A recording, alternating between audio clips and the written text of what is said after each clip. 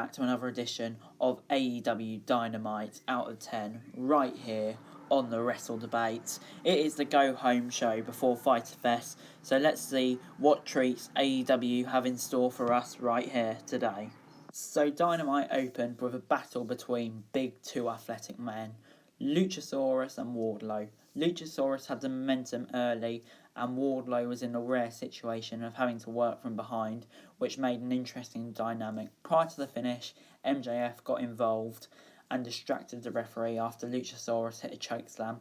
This allowed Wardlow to hit an F10 to get the victory.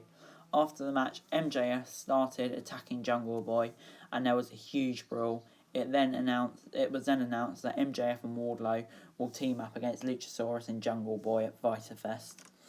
Great match this, great start to Dynamite. I just didn't really like the massive brawl at the end. I think we're seeing too many of these at AEW at the moment, and I'd like it if they just cut back on them a bit. Up next, we got Hikari Shiina versus Red Velvet in a non-title match. Hikari Shiina made easy work of Red Velvet as she hit the Falcon Arrow finisher within seconds, which basically a squash.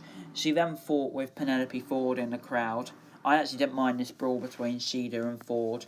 I'm not really looking forward to the title match, and this definitely made me more excited. So for that reason, I'm going to give it a 6.75 out of 10. Then we got the press conference for the TNT title match between Jake Hager and Cody.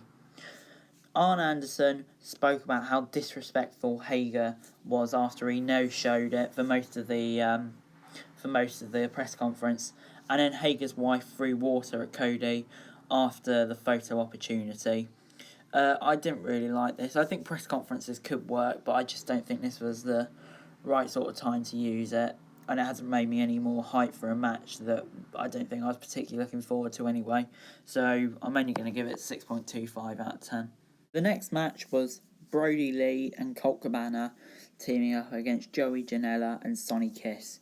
Janela and Kiss have of course done well in recent weeks and went up against the makeshift tag team in Lee and Cabana, with Brody Lee trying to convince Colt Cabana to join the Dark Order.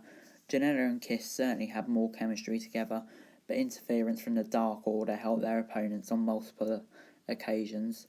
Lee would hit a discus lariat on Janela and allowed Cabana to pin him for the victory. Lance Archer then came out for some reason and beat up Joey Janela and Sonny Kiss, which I didn't quite get. But overall, I love the whole Dark Order story. I wasn't a fan of it at first, but over the last few weeks, it's just developed. Now it's become really good, so I'm going to give it a 6.75 out of 10. The next match was SCU v FTR. The FTR drove their truck near the ring, which is a cool entrance in my opinion and helps them feel like more than just any other tag team on the roster. The two teams went back and forth, but FTR held their own against former tag team champions. The newcomers were willing to bend the rules a bit, going back to their heel persona in WWE, but their technical skills were mostly on display. The end came after a Goodnight Express was hit on Christopher Daniels. After the match, FTR cut a promo calling on the Young Bucks, Jurassic Express, Santana and Ortiz, Butcher and the Blade, then came out as soon as they said their name and stole FTR's truck and challenged them to an 8-man tag team match at Fyter Fest. FTR and the Young Bucks v the Lucha Bros and Butcher and the Blade. This was a really good tag match, and I like the build to the FTR Young Bucks match, so I'm going to give it a 7.5 out of 10. Very good this. We then got Brian Cage versus a jobber when it was supposed to be John Moxley versus a jobber, but of course, because Moxley is coming into contact with Renee Young, who has COVID-19, he can't compete. So Brian Cage v John Cruz was as one-sided as you'd expect. Cage destroyed Cruz with a drill claw. Taz then cut a promo on Moxley and asked the champ if he can stop the path of Cage. This was really good. I think it much suited Cage having a squash match. He just looked like an absolute monster, so I'm going to give it a 6.75 out of 10. The last match of the show was Santana v Matt Hardy, and the fans voted for broken Matt Hardy. Santana was cheered on by his teammate Ortiz, but Hardy showed his veteran savvy during the bout. Hardy would win after reversing a pinfall attempt by Santana. Ortiz was then come in and whip Hardy with a belt.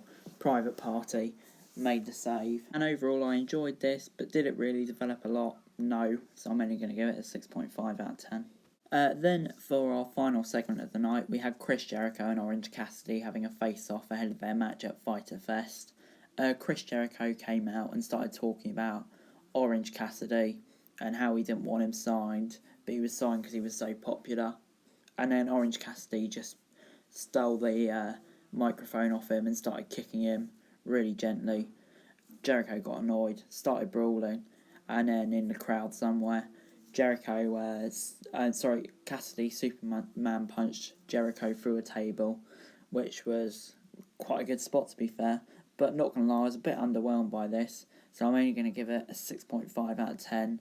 I thought there'd be more, I don't know, just more comedy in this, because that's what both people are so good at.